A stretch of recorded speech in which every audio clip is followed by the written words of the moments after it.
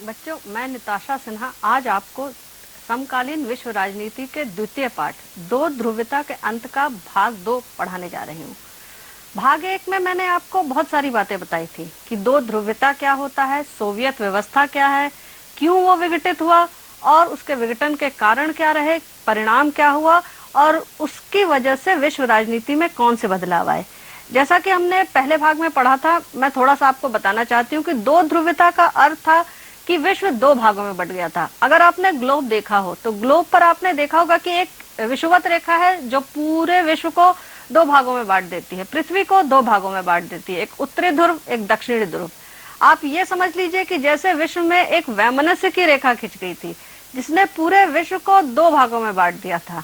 एक बन गया था अमेरिका गुट और एक रूसी गुट या सोवियत संघ का गुट। दोनों गुटों के बीच न सिर्फ वैचारिक मतभेद था, परंतु वो वैचारिक मतभेद इतना बढ़ गया था कि लग रहा था जैसे पूरा विश्व तीसरे विश्व युद्ध के कगार पे खड़ा है। सोवियत गुट समाजवादी गुट था। 1917 में रूस की क्रांति हुई थी और उस क्रांति के बाद पूरे रूस में समाजवाद आया था। अमेरिका में पूंजीवादी का दबदबा था। पूंजीवाद की वजह से वहां पर सब कुछ निजी हाथों में था। सोवियत संघ में सब कुछ सरकारी हाथों में था। वैचारिक मतभेद कोई विरोध का कारण नहीं बनना चाहिए, लेकिन ये प्रतिस्पर्धा का कारण बन गया था। इसीलिए पूरा विश्व दो ध्रुवीय हो गया था। कुछ अब हमको ये देखना, फिर हमने ये देखा कि आखिर क्या कारण थे कि जिस समाजवाद की वजह से सोवियत संघ एक महाशक्ति के रूप में उभरा, आखिर उसी समाजवाद में कौन सी बुराइयां व्याप्त हो गई कि उसी समाजवाद की वजह से सोवियत संघ का विघटन हो गया। कौन सी नीतियां थी, गोर्बाचोव की क्या भूमिका और किस तरह से एक महाशक्ति पूरी तरह से ध्वस्त हो गया था। वह टूटकर 15 भागों में बट गया और एक कॉमनवेल्थ ऑफ इंडिपेंडेंट स्टेट्स अर्थात राष्ट्रकुल की स्थापना हुई। इसके अलावा और भी हमने बहुत सारी बातें पिछली बार में जानी थी कि सोवियत संघ की व्यवस्था क्या थी और किस तरह से सोवियत संघ ने विघटन के बाद खुद को संभालने की कोशिश की। इस भाग में, जो दूसरा भाग मैं पढ़ाने जा रही हूँ, इसमें हम इसी पर चर्चा करेंगे कि आखिर उस विघटन के बाद सोवियत संघ की स्थिति क्या रही, कैसे उसने अपना पुनर्निर्माण किया और रूस एक बार फिर विश्व पटल पर किस तरह अपने आप एक महाशक्ति के रूप में उभरा। अमेरिका के वर्चस्व को दोबारा उसने किस तरह चुनौती दी। सबसे पहले हम पढ़ेंगे कि भारत और सोवियत संघ के संबंध कैसे थे। ये जानना हमारे लिए बहुत जरूरी है क्योंकि सोवियत संघ एक भारत का नैसर्गिक मित्र था। उसने हर मोर्चे पर, चाहे राजनीतिक हो, सामाजिक हो, आर्थिक हो, हर मोर्चे पर उसने भारत का साथ दिया था। विश्व पटल पर भारत और सोवियत संघ एक दूसरे के सहायक माने जाते थे। इसके बाद हम देखेंगे कि रूस के पुनर्निर्माण की प्रक्रिया कैसे प्रारंभ हुई। सबसे पहले रूस में एक नीति अपनाई गई जिसका नाम था शॉक थेरेपी या आघात चिकित्सा। हम इसके बारे में विस्तार से पढ़ेंगे और जानने की कोशिश करेंगे कि आघात चिकित्सा ने किस तरह रूस में बदलाव लाए। यह बदलाव सकारात्मक थे या नकारात्मक, इसकी चर्चा हम बाद में करेंगे। उसके बाद कौन सा नेता था जो नए रूस का निर्माता बनकर सामने आया। जैसा कि आप नाम देख पा रहे हैं, व्लादिमीर पुतिन। व्लादिमीर पुतिन जब रूस के राष्ट्रपति बने उसके बाद से उन्होंने रूस के पुनर्निर्माण की प्रक्रिया शुरू की। रूस में जो संघर्ष और तनाव था, सबसे पहले उन्होंने उसको खत्म किया और फिर रूस के आर्थिक निर्माण पर उन्होंने कैसे बल दिया। इसके बाद इस बात पे हम चर्चा करेंगे कि सोवियत संघ के विघटन के बाद किस तरह भारत और रूस और उसके अन्य गणराज्यों के संबंधों में बदलाव आए। आखिर वो बदलाव कैसे थे और किस तरह जो मैत्री पहले कायम थी उसको फिर से कायम रखा गया। लास्ट में, अंत में हम पढ़ेंगे कि जब दो महाशक्ति में से एक का खात्मा हो गया या पतन हो गया तो कैसे पूरे विश्व में अमेरिका की दादागिरी नहीं रही और कैसे पूरा विश्व बहुध्रुवीय हुआ। शक्ति का केंद्र सिर्फ अमेरिका के हाथों में नहीं रह गया था। ठीक है, अमेरिका सबसे बड़ा देश बन गया था, परंतु शक्ति के केंद्र, कई केंद्र विश्व में सामने आए। साम्यवाद के पतन के बावजूद किस तरह शक्ति के कई केंद्र बने और पूरा विश्व एक ध्रुवीय न रहकर पूरा विश्व बहुध्रुवीय हो गया था। सबसे पहले हम भारत और सोवियत संघ के बीच संबंधों की चर्चा करेंगे। भारत और सोवियत संघ का संबंध बहुत पुराना है। सोवियत संघ एक समाजवादी देश था। जब हमने 1947 में आजादी पाई थी, तब हमने समाजवाद, लोकतांत्रिक समाजवाद को ही अपनाया था। हम पूंजीवाद की तरफ नहीं बढ़े थे। हमारी व्यवस्था पूरी तरह ना तो पूंजीवादी थी, ना ही समाजवादी। हमने एक मिश्रित अर्थव्यवस्था को अपनाया था और सारा भार समाजवाद पर ही था, क्योंकि भारत एक विकासशील राष्ट्र था और ये पूरी तरह निजीकरण से यहाँ प्रतिस्पर्धा बढ़ जाती, बेरोजगारी बढ़ जाती। तो भारत और सोवियत संघ की मैत्री नैसर्गिक थी। पहले हालांकि शुरुआत में मित्रता उतनी प्रगाढ़ नहीं थी, लेकिन 1954 में स्टालिन की मृत्यु के बाद से पूरे संबंधों में परिवर्तन आया। सबसे पहला बिंदु मैंने आपको बताया है सांस्कृतिक संबंध।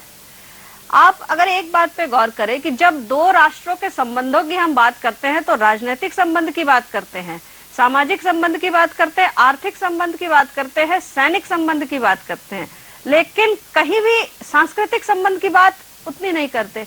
सांस्कृतिक संबंध को कोई भी देश उतना महत्व नहीं देता है, लेकिन भारत और सोवियत संघ की मैत्री में ये बड़ी अनोखी बात थी। दोनों देशों ने कोशिश ये की कि दोनों देशों के जनता को पास लाया जाए। एक इमोशनल बॉन्डिंग जिसको कहते हैं, एक भावनात्मक संबंध बने जिससे तरक्की करने में आसानी हो, क्योंकि अगर जनता किसी के फेवर में होती है तो वह देश अपने आप तरक्की करने लगता है। उन संबंधों को जनता स्वीकार करती है। अगर देखा जाए तो यही चीज भारत के नेताओं ने और सोवियत संघ के भी शासकों ने इस पर विशेष बल दिया। भारत महोत्सव कई बार सोवियत संघ में हुआ, सोवियत महोत्सव कई बार भारत में हुआ। यहाँ तक कि भारत की जो फिल्में थी, राज कपूर से लेकर अमिताभ बच्चन तक की सारी फिल्में सोवियत संघ में बहुत ही लोकप्रिय हुई और जो सोवियत सर्कस था उसको लोग आज तक याद करते हैं। तो भारत और सोवियत संघ के बीच राजनीतिक और आर्थिक और सैनिक संबंध से ऊपर सांस्कृतिक संबंध रहा। फिर हम बात करते हैं आर्थिक संबंध की। सोवियत संघ ने शुरू से भारत का साथ दिया। औद्योगिकरण भारत में देर से शुरू हुआ, क्योंकि भारत ने आजादी बहुत ही गलत परिस्थितियों में पाई थी। विभाजन हो चुका था, हिंसा हर तरफ फैली हुई थी, पैसे की कमी भारत सरकार को खल रही थी और उसे किसी देश से मदद चाहिए थी, लेकिन बिना शर्त। वह भारत एक गुटनिरपेक्ष देश था, वो मदद तो लेता लेकिन किसी गुट में शामिल नहीं होता, और इसके लिए सोवियत संघ आगे आया। भिलाई और बोकारो जैसे स्टील कारखाने लगाने में, और हरिद्वार में एक प्राण रक्षक एंटीबायोटिक जो कंपनी लगाई गई है उसमें, और इसके अलावा और भी कई कंपनियां लगाने में सोवियत संघ ने मदद की। सोवियत संघ ने कई मौके पर भारत को कर्ज भी दिया ताकि वो तरक्की की तरफ अग्रसर हो सके। अब हम बात करते हैं सैनिक संबंधों की। भारत में शस्त्र निर्माण की प्रक्रिया धीमी थी। उसे शस्त्रों की आवश्यकता थी, क्योंकि आजादी मिलते ही युद्ध शुरू हो गया था, पाकिस्तान के साथ, चीन के साथ, और फिर बाद में फिर पाकिस्तान के साथ। ऐसे में भारत के पास टैंकों की, लड़ाकू विमानों की कमी थी। सोवियत संघ ने भारत की इस कमी को दूर करने में काफी मदद की। मिग-16, मिग-32 और कई ऐसे टैंक जो पश्चिमी सीमा पर पाकिस्तान के विरुद्ध खड़े हुए, जैसे प्राण रक्षक T-20 टैंक, उसके निर्माण में भी भारत और सोवियत संघ के बीच हर क्षेत्र में संबंध मजबूत हुए और इस तरह से यह मैत्री आज भी कायम है। अब हम रूस के पुनर्निर्माण की बात करेंगे। सबसे पहले हम ये जानेंगे कि रूस में पुनर्निर्माण की प्रक्रिया शुरू कैसे हुई। बोरिस येल्त्सिन ने इस प्रक्रिया को शुरू किया था, परंतु उसके परिणाम अच्छे नहीं हो रहे थे। रूस में पुनर्निर्माण के लिए आघात चिकित्सा अर्थात शॉक थेरेपी को अपनाया गया। शॉक थेरेपी का अर्थ होता है सदमा देकर या शॉक देकर बीमार को ठीक करना। रूस में हम सब जानते हैं कि समाजवादी सरकार थी या समाजवादी अर्थव्यवस्था थी। अब पूरी व्यवस्था को पूंजीवादी में बदलना था। पूंजीवादी अर्थव्यवस्था में बदलने का मतलब था कि पूरे रूस की काया पलट होनी थी, सब कुछ उलट पुलट होना था और इस उलट पुलट में सब कुछ बिखरने की भी आशंका थी। ये जो प्रक्रिया थी पूरी समाजवादी व्यवस्था को पूंजीवाद में बदलने की, जो कि अचानक किया जा रहा था, इसको शॉक थेरेपी कहा जाता है, क्योंकि इसके लिए हर कोई तैयार नहीं था और जब तक तैयार होते तब तक ये परिवर्तन हो चुका होता। तो यह एक जनता के लिए यह एक सदमे की तरह था, इसीलिए इसे शॉक थेरेपी कहा जाता है। शॉक थेरेपी के आर्थिक परिणाम, जैसा कि हमने पहले पढ़ा था कि रूस सोवियत संघ पहला देश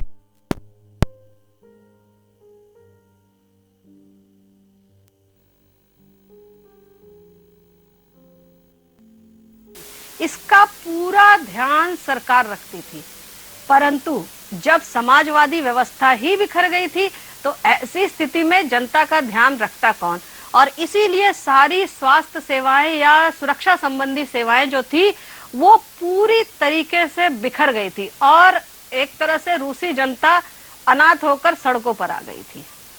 इसके बाद आर्थिक संकट, जब समाजवाद को पूंजीवाद में बदला गया, जब कल कारखाने सारे सरकार के हाथों से निकलकर निजी हाथों में जाने लगे तो भ्रष्टाचार भी फैल गया। सभी उच्च अधिकारियों ने कोशिश ये की कि औने पौने दामों में या कम कीमत पर सारे कल कारखाने बेचने शुरू कर दिए और कारखानों की बिक्री इतने बड़े पैमाने पर थी कि विश्व इतिहास में इसे सबसे बड़ा गैराज सेल भी कहा जाता है। तो आप देख सकते हैं कि एक तरह से देश में आर्थिक संकट उत्पन्न हो गया। देश के पास पैसा आ नहीं रहा था और उसके हाथों से, सरकार के हाथों से सारी चीजें फिसलती चली जा रही थी। इसके बाद हम बात करेंगे मुद्रास्फीति की। रूबल जो उस समय तक एक बहुत ही मजबूत करेंसी हुआ करती थी, मुद्रा हुआ करती थी, वो कमजोर पड़ने लगी। समाजवाद बिखर रहा था, रूस पे कर्ज चढ़ता चला जा रहा था और संभलने का कोई मौका उसको नहीं मिल रहा था। इस वजह से रूस जो था गंभीर आर्थिक संकट में था और रूबल को संभालने में किसी भी तरीके से सफल नहीं हो रहा था और देश में बेरोजगारी, गरीबी, भुखमरी इतनी बढ़ गई थी कि कभी भी किसी भी तरीके से सरकार के पास इतना भी पैसा नहीं था कि वो अपने कर्मचारियों को दे सके। राजनीतिक परिणाम, शॉक थेरेपी सिर्फ आर्थिक स्तर पर नहीं था, बल्कि एक जब रूस का विघटन हुआ, गणराज्यों का निर्माण हुआ, तो वहां भी सब कुछ जल्दी जल्दी होने लगा था।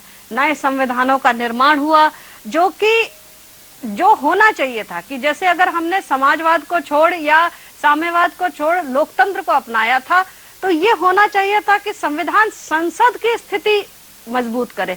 लेकिन चूंकि सारे संविधान बहुत ही हड़बड़ी में बने थे तो ऐसी स्थिति में धीरे धीरे करके जो संविधानों ने जो सारी शक्तियां थी वो एक बार फिर राष्ट्रपति के हाथ में कर दी।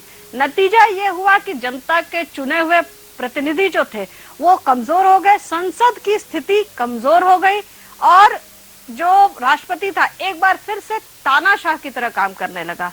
तो जैसे रूस जो विघटन के बाद जो स्थिति बननी चाहिए थी कि हाँ अब संसद मजबूत होगा, लोगों की सुनी जाएगी, वो स्थिति नहीं बन पाई। और इसकी वजह से जो सेकंड पॉइंट मैंने यहाँ लिखा है वो राजनीतिक संघर्ष शुरू हो गया। जातीय, बहुजातीय और उपजातीय के लोग आपस में ही लड़ने लगे थे कि आखिर राष्ट्रपति बनेगा कौन, क्योंकि राष्ट्रपति के पद का महत्व बहुत ज्यादा था। इस वजह से भी ये संघर्ष बहुत तेजी से बढ़ गया था। हर जगह गृह युद्ध की स्थिति हो गई थी, हिंसक झड़पें हो रही थी और इसको किसी भी तरह से नियंत्रण में लाने में सरकारें असफल हो रही थी।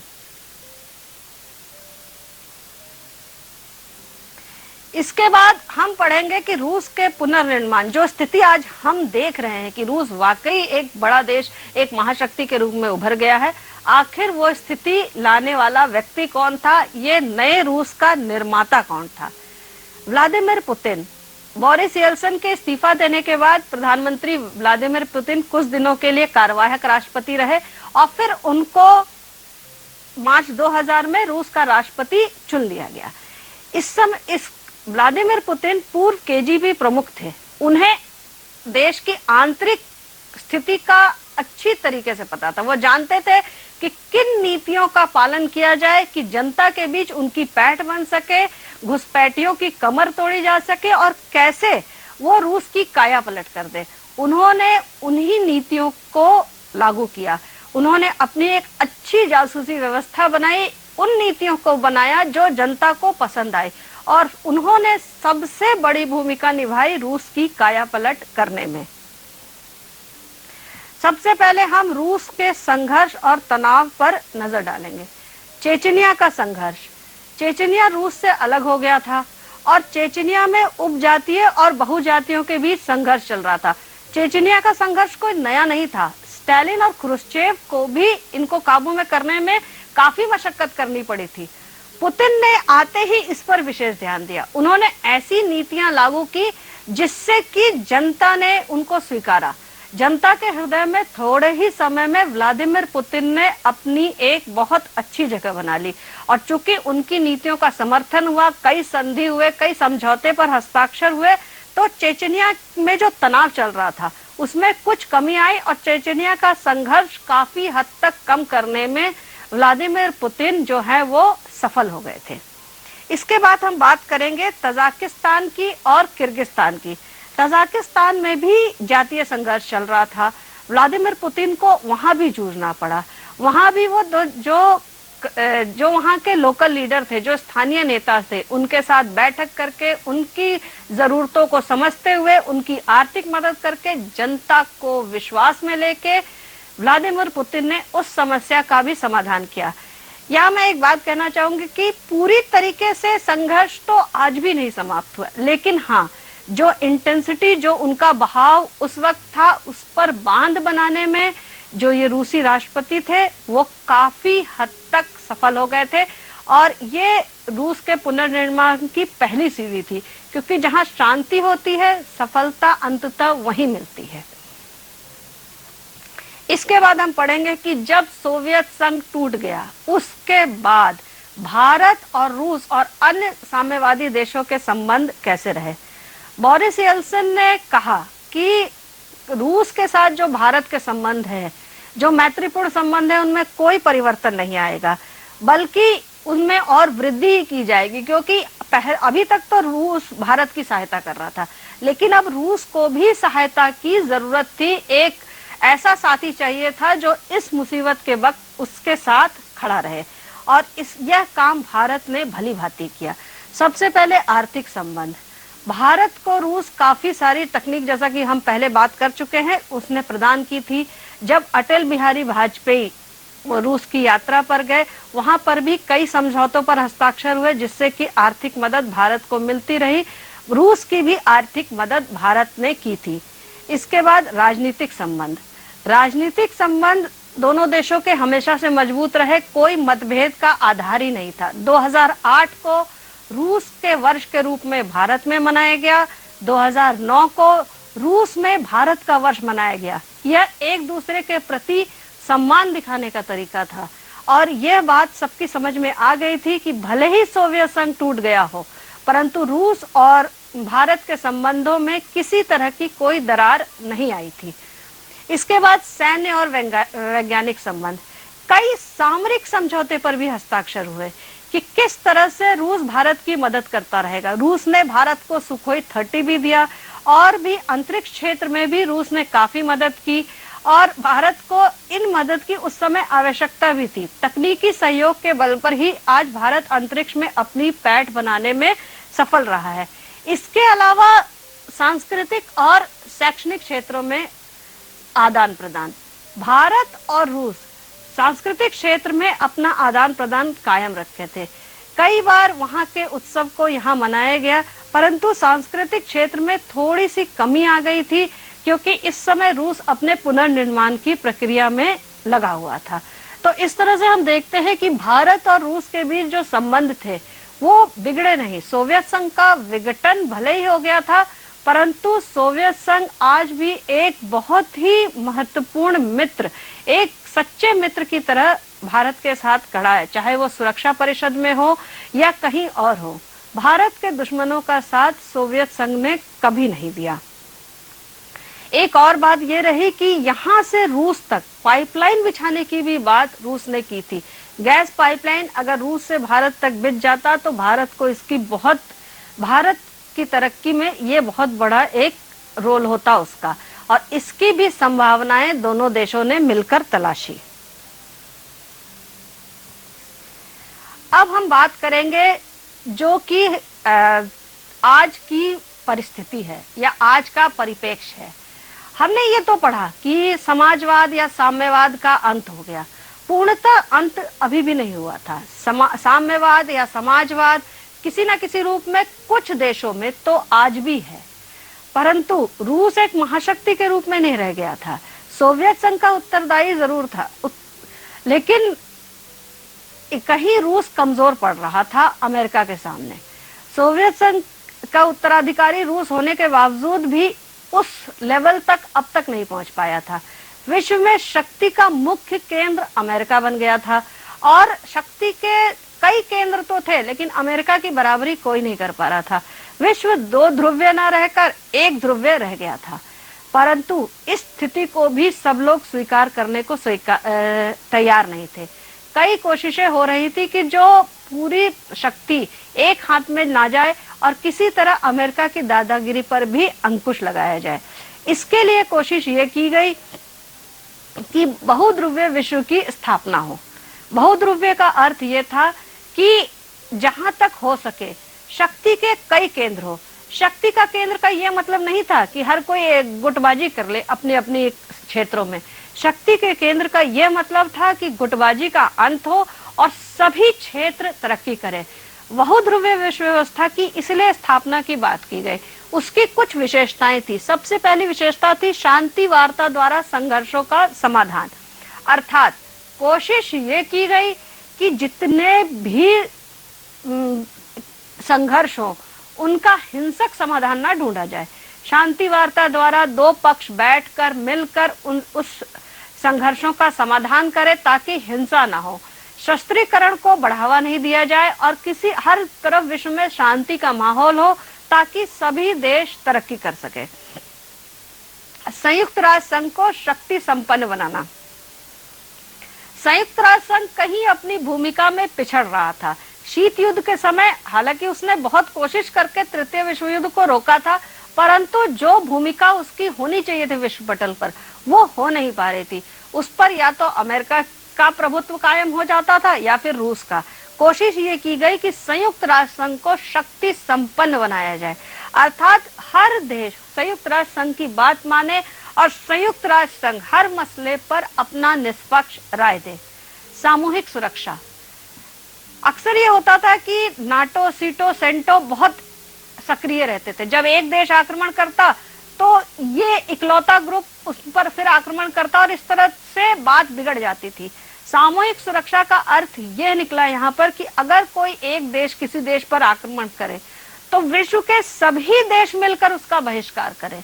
वो अकेला देश हावी ना हो पाए, ताकि उसको ये डर रहे कि हम कोई भी गलत हरकत करेंगे तो विश्व के सारे देश मिलकर हमको सजा दे सकते हैं। तो ये जो कलेक्टिव सिक्योरिटी है, सामूहिक सुरक्षा है, इससे विश्व में शांति स्थापना को काफी मदद मिलेगी। स्वतंत्र विदेश नीति। हमने एक चीज देखी थी कि साम्राज्यवाद के बाद उसका स्थान उपनिवेशवाद ने ले लिया था, यानी जो राजनीतिक गुलामी थी वो आर्थिक गुलामी में बदल गई थी। अब ये कोशिश की गई कि हर देश अपनी स्वतंत्र विदेश नीति का पालन करे और किसी के दबाव में आकर वो यह काम ना करे। क्षेत्रीय ताकतों और संगठनों को ज्यादा मान्यता देना, अर्थात हम ये जानते हैं कि जो लोकल प्रॉब्लम्स होती है, क्षेत्रीय समस्या होती है, उसको क्षेत्रीय लोग बेहतर तरीके से समझ सकते हैं। तो कोशिश ये की जाए कि जो क्षेत्रीय समस्याएं हैं उनको क्षेत्रीय संगठन ही समाधान कर ले, ताकि ये बात विश्व अंतरराष्ट्रीय स्तर पर ना पहुंचे, पूरे विश्व में ना फैले। अगर एशिया की समस्या है या पूर्व एशिया की समस्या है या अफ्रीका की समस्या है तो वो वहीं पर खत्म हो जाए, उसका समाधान वहीं निकल आए। इस पाठ में हमने यही जानने की कोशिश की कि रूस का पुनर्निर्माण कैसे हुआ, क्या उसका असर विश्व पटल पर पड़ा और भारत और रूस के संबंध पहले कैसे थे और अब कैसे हैं।